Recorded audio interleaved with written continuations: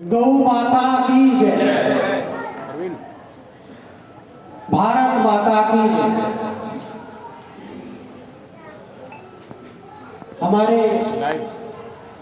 बीच हमारे ग्रामवासियों को हमको संबोधित करने के लिए ये पलवल की और जगह जगह की गौरक्षा टीम और हमारे बजरंग दल के महामंत्री श्री मुनीष भारद्वाज जी पधारे।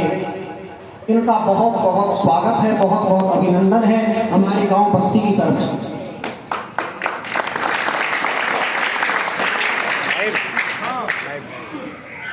क्योंकि इन्होंने आकर के हमको गौ के महत्व के साथ साथ हिंदू एकता के बारे में भी हमको बताया। इन्होंने ठीक कहा है कि हिंदू तरह तरह से बटे हुए हैं, एक रास्ता नहीं है बटने का, तरह तरह के रास्ते बना दिए और जब तक इकट्ठा नहीं होगा तब तक ऐसे ही मरते रहेंगे।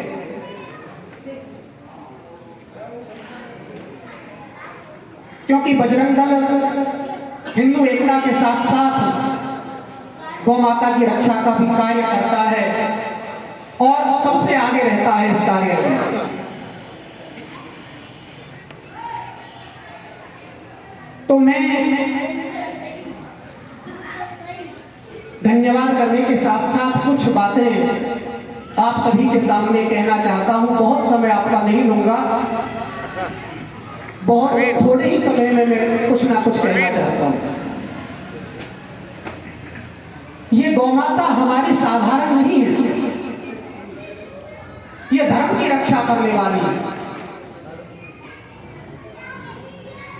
क्योंकि हम जो भी कुछ करते हैं, या तो यज्ञ करेंगे हिंदू धर्म में, दान करेंगे, पूजा पाठ करेंगे, कुछ अच्छा दान करेंगे, चाहे कुछ भी हम जीवन की दिनचर्या में करते हो तो गौ माता की आवश्यकता हमको पड़ती ही पड़ती है। किसी को जमाएंगे घर बुला करके तो घी भी चाहिए, दूध भी चाहिए, और उस घी और दूध किसका सबसे अच्छा माना जाता है? गौ माता का। भैंस का उसका अच्छा नहीं माना जाता।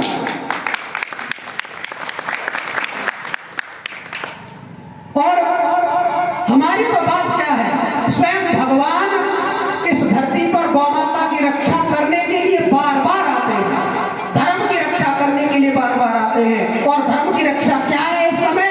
इस समय धर्म की रक्षा है गौ माता की रक्षा। क्योंकि इस समय इस धरती पर अगर कोई सबसे ज्यादा दुखी है तो वह है गौ माता, और कोई दुखी नहीं है। सब अपने घर में बैठे हैं, बढ़िया ठंड में रजाई है, कंबल है, गर्मियों की भी व्यवस्था है, एसी की, पंखा की, परंतु गौ माता के पास ना तो घर है, ना ठंड से बचने के लिए कोई उपस्थित साधन है, ना खाने के लिए चारा है। गौ माता गलियों में घूम रही है, पन्नियां खा रही है, कभी नाली में गिर जाएगी और कभी कोई उसको मार करके भगा देगा। और भगाते ऐसे नहीं है, जो हथियार हाथ में आ गया उसी से मार दिया।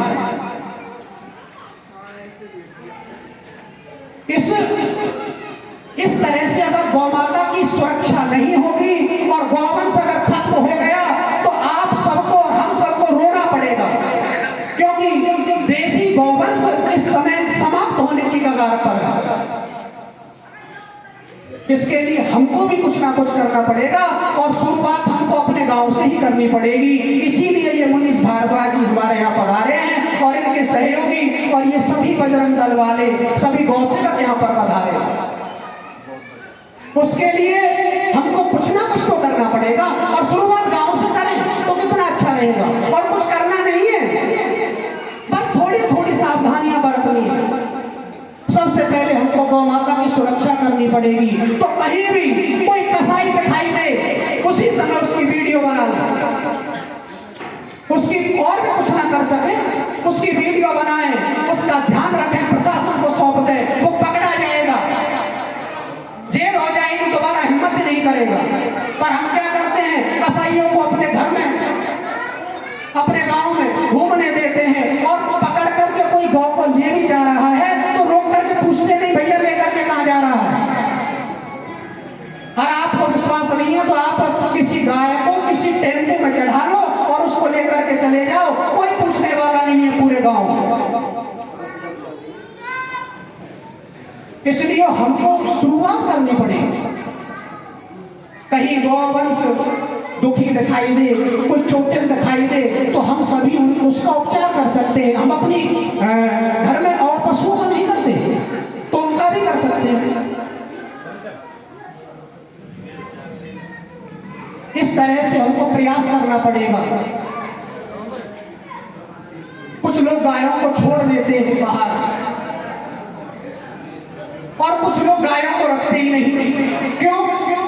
क्योंकि ये छोड़ने का आरोप नहीं है। नहीं रखोगे नहीं तो छोड़ोगे क्यों? छोड़ने का हम ऐसा ना करें कि सारा जो संसार है वो गौशाला ही बन जाए। कहीं डोले का उसको कोई भय ना हो, गलियों में डोले, कहीं जंगल में डोले। तो ऐसी व्यवस्था हमको करनी पड़ेगी। हाँ, इतना भी कहना चाहूंगा, ये पैसा कमता रहेगा, आता रहेगा, जाता रहेगा, खर्च होता रहेगा, कभी गरीबी आएगी, कभी अमीरी आएगी, परंतु ये गौमाता ही है जो मरने के बाद बेहतर भी पार कराएगी। हमारा सारा गांव हिंदू समाज का गांव है, हमको अपने गांव से शुरुआत करनी पड़ेगी। बहुत बहुत धन्यवाद मनीष भारद्वाज जी का और सभी बजरंग दल के साथियों